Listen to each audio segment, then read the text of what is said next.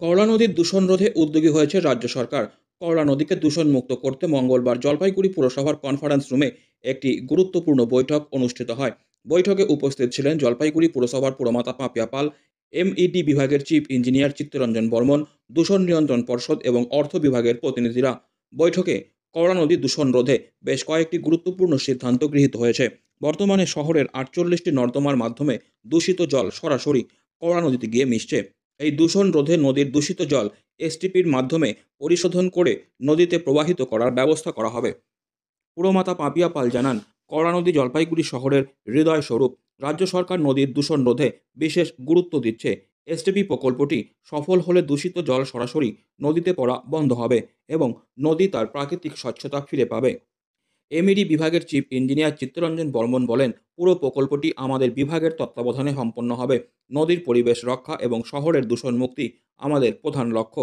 জলপাইগুড়ির করলা নদীকে তার প্রাকৃতিক সৌন্দর্যের জন্য টেমস নদীর সঙ্গে তুলনা করা হয়, তবে শহরের নর্দমার দূষিত জল করলার সৌন্দর্য নষ্ট করছে। এসটিপি প্রকল্পের মাধ্যমে দূষিত জল পরিশোধন করে নদীতে প্রবাহিত করার পরিকল্পনা পরিবেশ সুরক্ষার একটি বড় পদক্ষেপ বলে মনে করা হচ্ছে। বৈঠকে জানানো হয়েছে, এসটিপি প্রকল্পের কাজ দ্রুত শুরু করা হবে এবং এটি সম্পন্ন হলে নদী দূষণমুক্ত হয়ে উঠবে। এই প্রকল্প সফল হলে জলপাইগুড়ির বাসিন্দাদের কাছে করলা নদী হবে একটি পরিচ্ছন্ন ও সৌন্দর্যপূর্ণ নদী।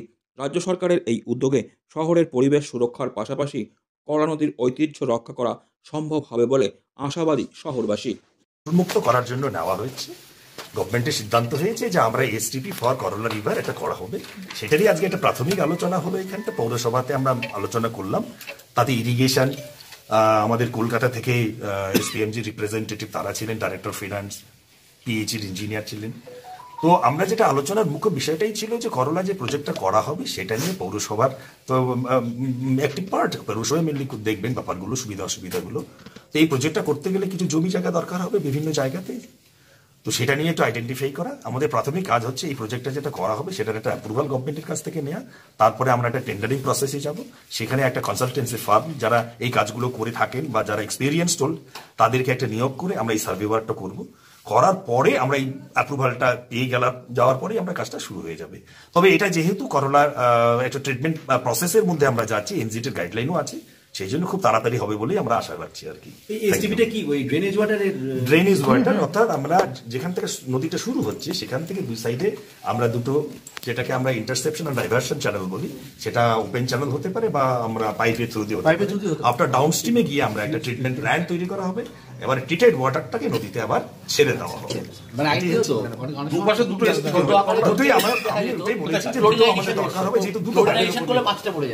এমইডি দপ্তর থেকে এক্সিকিউটিভ ইঞ্জিনিয়ার এসেছিলেন আমাদের ইউডিএম এর থেকে আমাদের পলিউশন কন্ট্রোল বোর্ডের এক্সিকিউটিভ ইঞ্জিনিয়ার সহ ফিনান্সের ভদ্রলোক ইউডিএম এর থেকে এসেছিলেন এবং তৎসহ ইরিগেশনের ইঞ্জিনিয়ারও আমাদের সঙ্গে ছিলেন। বস্তুত করলাকে দূষণমুক্ত রাখতে রাজ্য সরকারের একটি প্রয়াস। প্রাথমিক পর্যায়ে একটা আলোচনা হলো, যেটা আমাদের একটা এফএসটি পরিকল্পনা রয়েছে, যে একটা এফএসটি গড়ে তোলবার, অর্থাৎ ড্রেনেজ সিস্টেমের যে দূষিত জল করলায় গিয়ে পড়ছে, করলাকে দূষণমুক্ত রাখতে আমাদের যে 48টি আউটফল রয়েছে সেগুলোকে পাইপের মাধ্যমে সেই এফএসটিতে পৌঁছানো, সেখানে একটি এফএসটিতে পৌঁছানো, এসটিপিতে পৌঁছানো এবং সেখানে সোয়ারেজ সিস্টেম থাকবে এবং সেখানে জল পিউরিফাইড হয়ে সেই পিউরিফাইড জল করলায় গিয়ে যাতে পড়ে, কোনো দূষিত জল যেন করলাকে দূষণ না করতে পারে, সেই ক্ষেত্রেই একটা প্রাথমিক পর্যায়ের আজকে সভা সকলকে নিয়ে হলো।